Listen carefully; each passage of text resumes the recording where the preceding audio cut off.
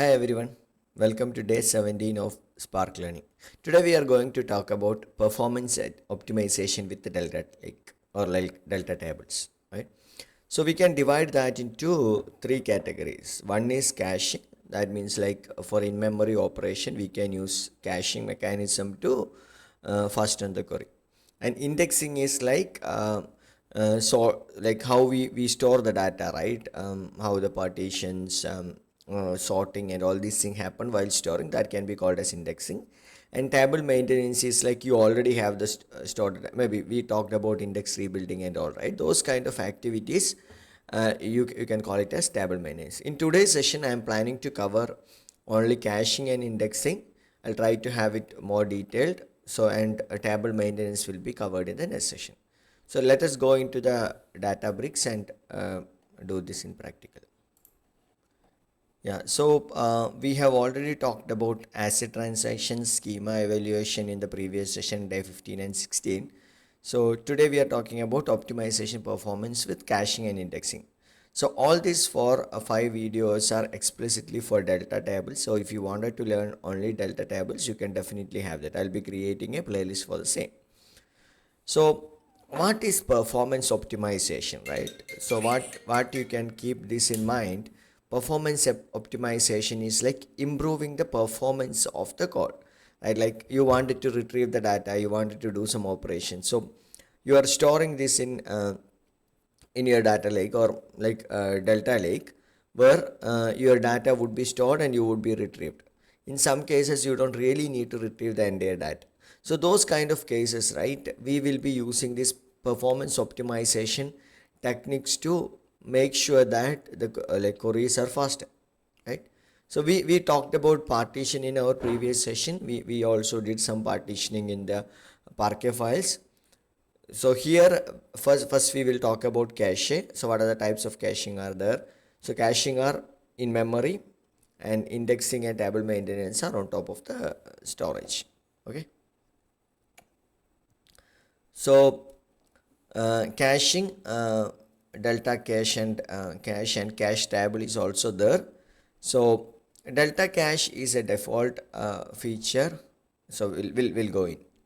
So this is our same sample table creation. I'm creating a table called Alice table. Okay, so what I'm doing here is like there is a random function where which I used. I'm creating the random numbers between 18 and 60 here.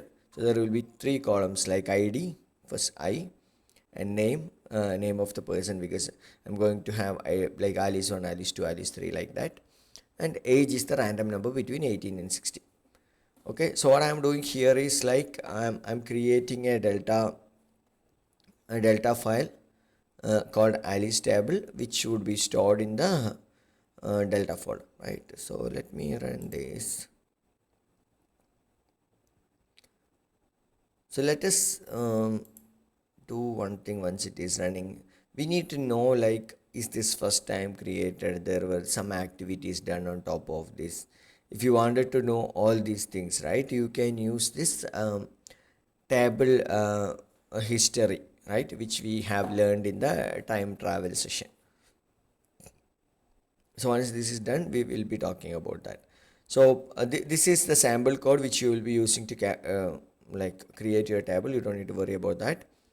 So now talking about delta caches. The first thing is like delta cache is enabled by default in Databricks. So whenever so what is delta cache or caching is we talked about caching. Caching is like you are preserving your data in memory. If you are going to use the same data set again and again, you are going to store that in memory, so that like your code will be faster. Otherwise we talked about transformations and actions, everything earlier, right? So when you are going to trigger an action, you are going to do all the transformation again. So that means like you are reading the file every time when you do an action. So in order to avoid that, you wanted to store this in memory, because you know that you are going to use this result set again and again. So that is where caching comes into picture. And delta cache is by default enabled in your Databricks, so you don't need to specifically mention there is a caching. So I'll show you an example how this caching are working. Okay, so I'll show you the example below. So let us quickly read through these key features. Built-in caching, which I said, work automatically. Yeah, that's same. Store the data in SSD and memory for fast reading. So it is going to be storing in memory so that like you can read it in faster. So persistent across multiple queries, but reset on the cluster restart. If there is a cluster restart, your whatever delta cache will be removed. Okay. Yeah, so the advantage is like same when you are going to store it in a node memory, right?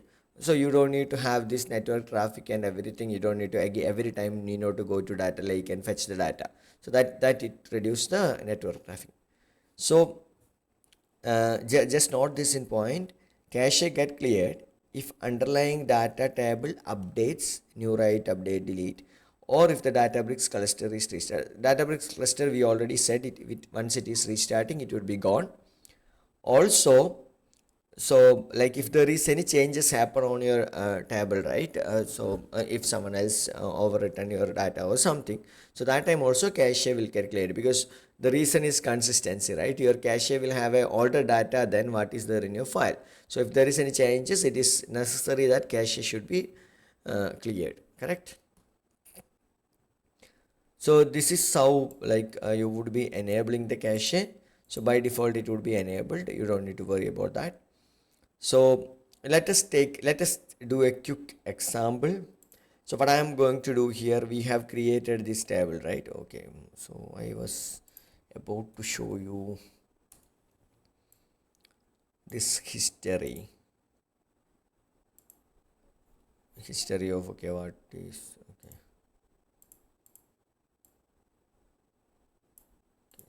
so I was copying the code from somewhere else. Table name is changed.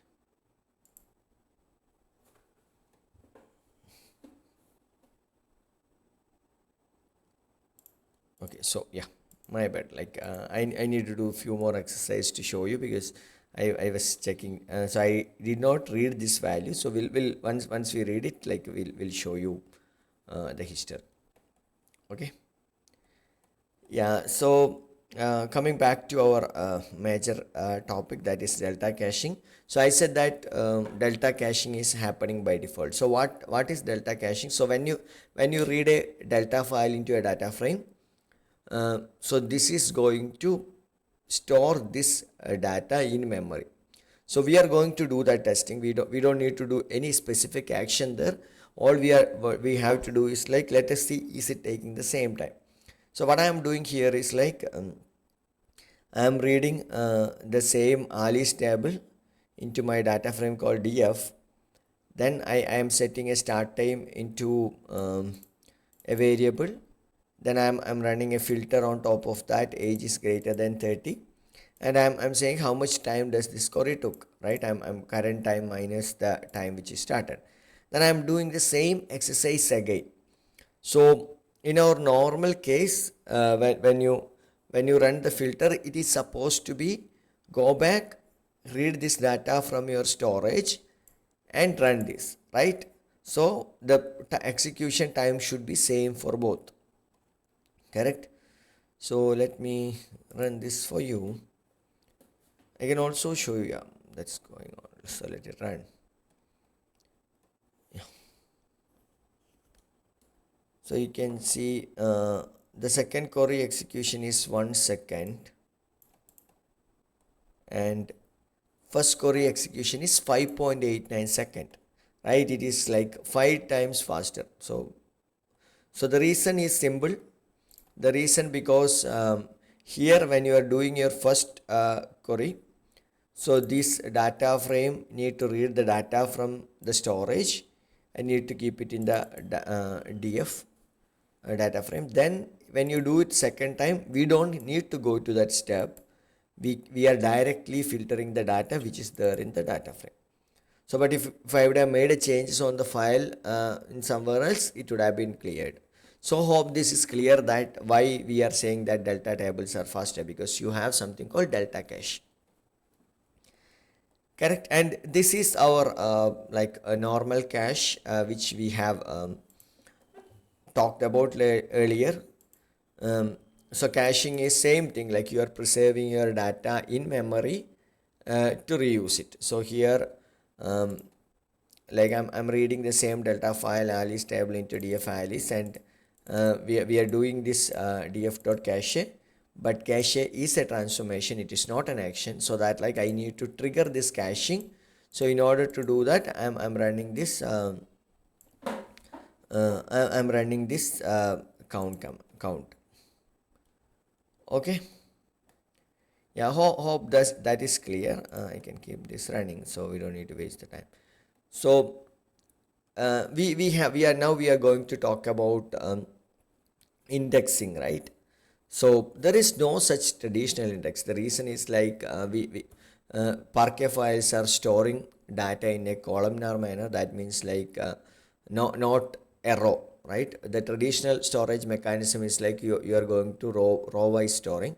So here we are storing in column wise, and we don't have any concept of like indexes as it is, but we have some mechanism to like achieve the indexing methodology. So what is index, right? Index is an arrangement of data which would help you to retrieve the data faster, right? So if you know how this data is arranged, you would be able to retrieve the data faster. Simple theory, right? You wanted to get a number 10 and you know that the number 10 is in the partition number 2, you can go and get it, right? So this is what Delta Lake is accomplishing by having some statistics in place. So first option which you can see, data skipping, that's an automatic thing. Delta Lake store statistics, minimum maximum values, file size, etc. for each data file. Spark reads only relevant file instead of scanning everything. So when you create the partitions, right? So let us keep this in a very simplest manner. Like think that you are storing the data from 1 to 100, and you have partitions as 10. So that means like you are storing 1 to 10 in 1, 11 to 20 in seconds, so that like you have this stored in 10 partitions, okay, or maybe in 10 files for that easy of understanding.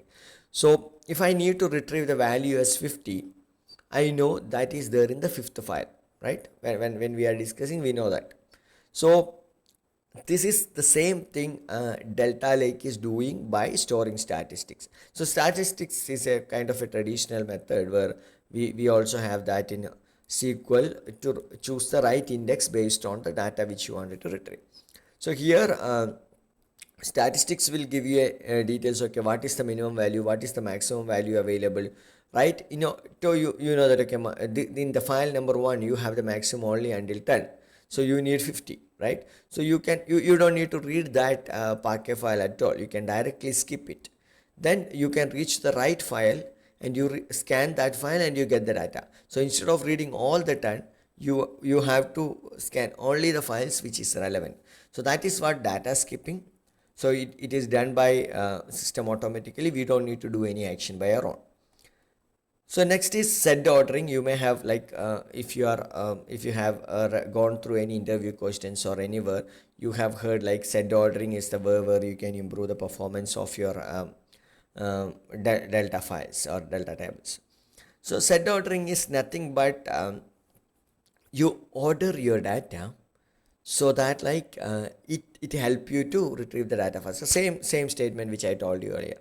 So how we are doing this, we will design like, okay, which column is going to be frequently accessed, which column is going to be filtered, right? So that is the column which you need to be sorted, so that like you know where the data is, right? So that is all set order is doing. So I'll take you through the code. Yeah, so I have this sample data, Alice example and all these things, and I have this column as like ID, name, age, and email ID, and I created a data frame, okay, with the columns, and I'm writing that into like, okay, so save as table is throwing an error. I need to have a quick review and understand why we are getting an error.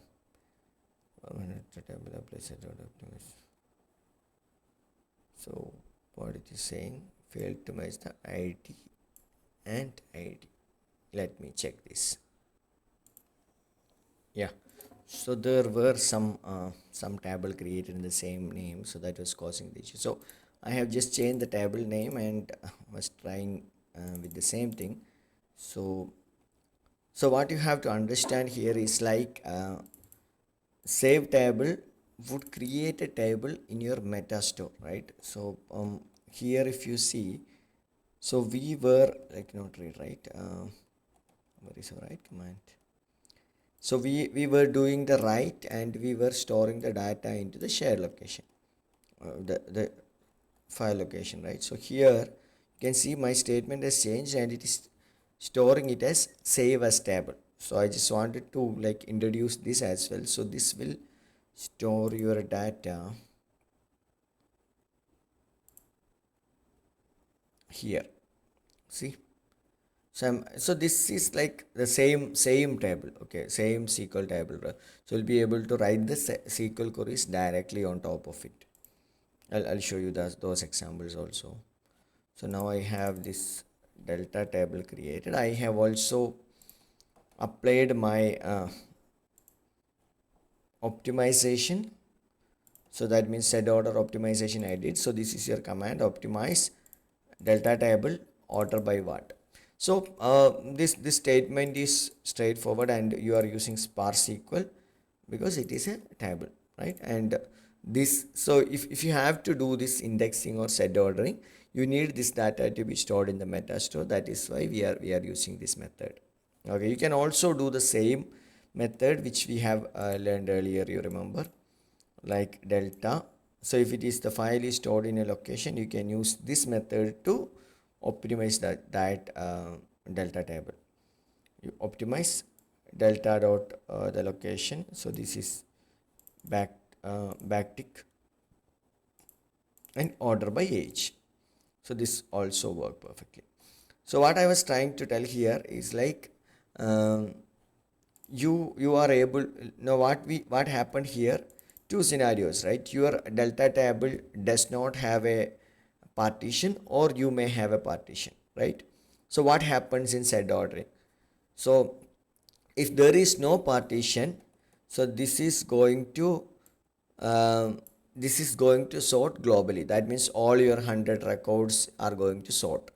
So if there are partition, suppose you already partition based on category or something, the sorting will happen inside the partitions based on the set order column you mentioned.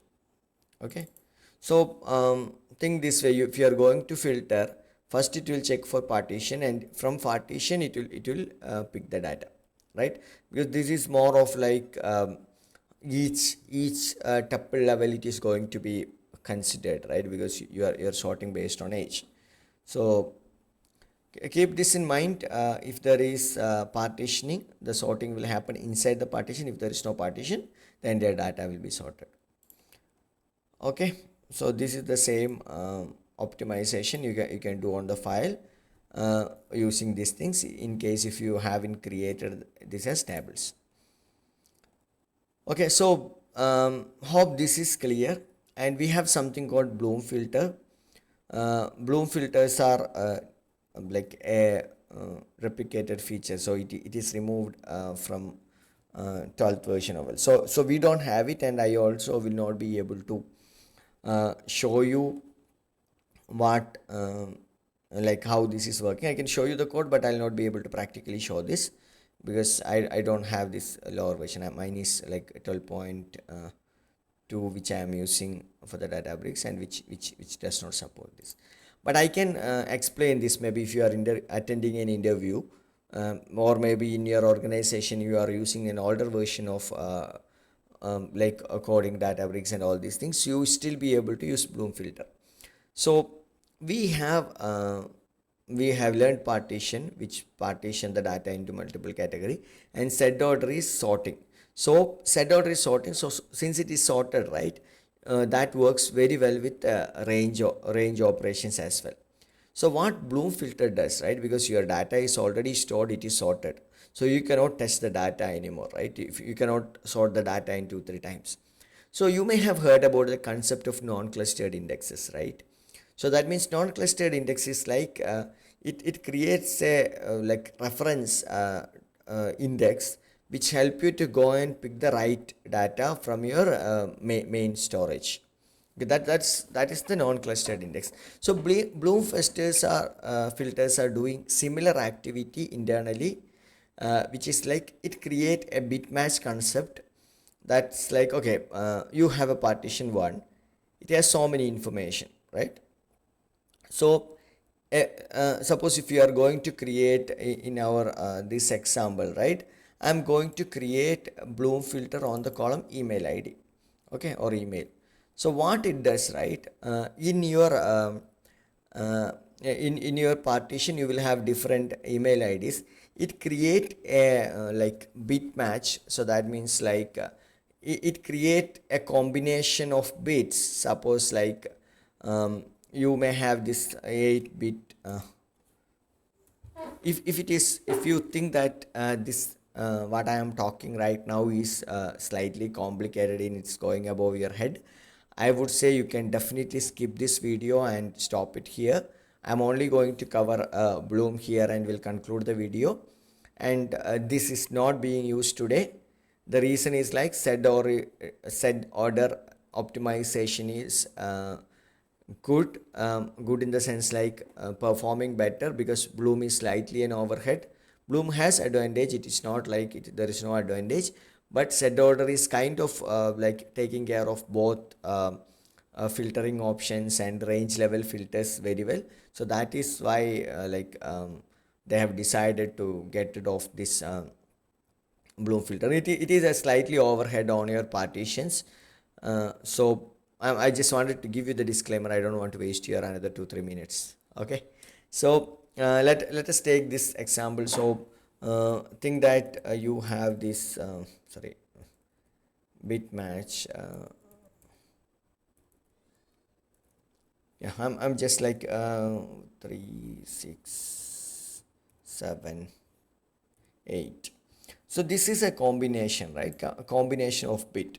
So for Alice at the right example, I would say my bit match is the first position, and the sixth position I should have one.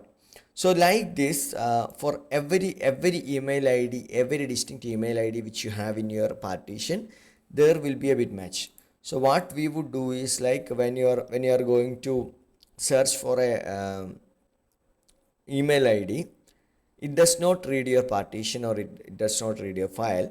First it does, okay, do I have a bit match? Sorry, do I have a Bloom filter on top of this column? If the answer is yes, what system does is like system comes to do the bit match. So for Alice at the rate example.com, if I have this bit match as like 1 comma 7, sorry, 1 comma 6, so that means like 1th position and the 6th position you have values as 1.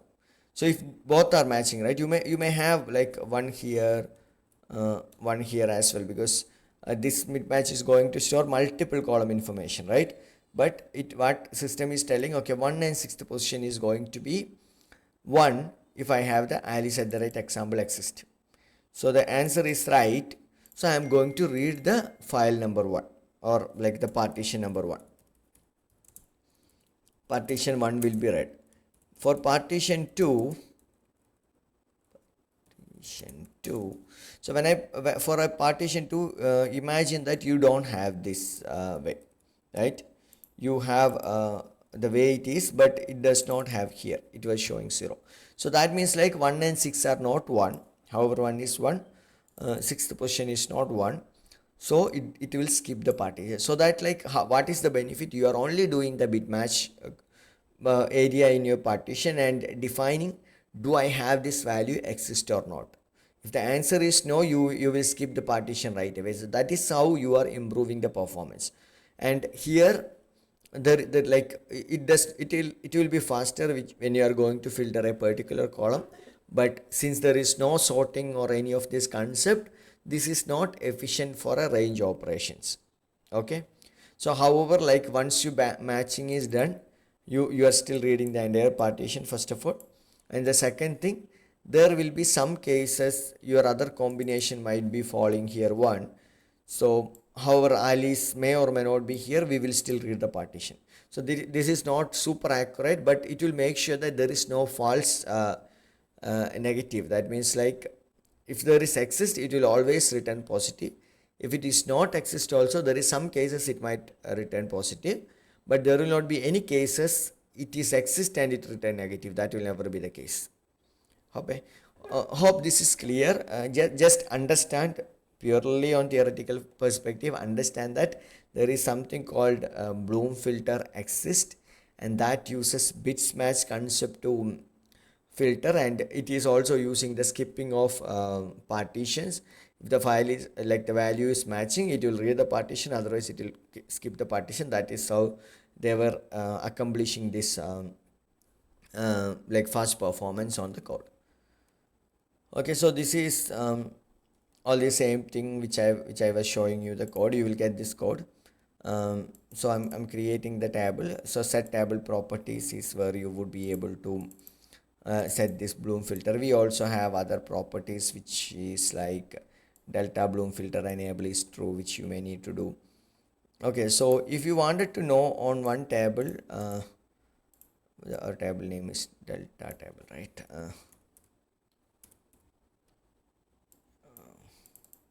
So delta table, what is the property, right? We can still run this code as describe.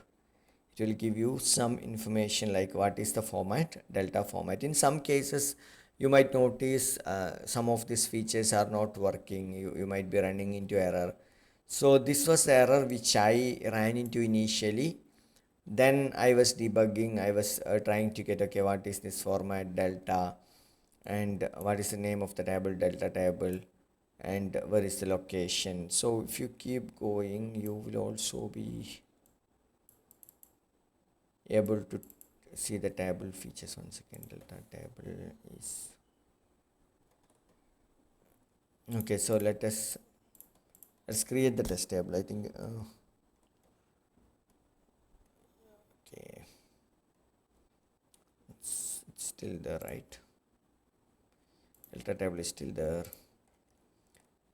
So it gives you some properties. Okay, the subject, give me a second. Yeah, so yeah, this will help you to understand the details about the table. We can also have something called short table properties, which will help you to see. So here min read version, so this kind of settings, so this is not that important. When you are using SQL, you'll use the same normal SQL alter table, create table, same statement to like accomplish your requirement. And when you do this table creation, this is going to get stored in the metastore or the database tables. Okay, hope this is clear. I haven't realized this was a very long video.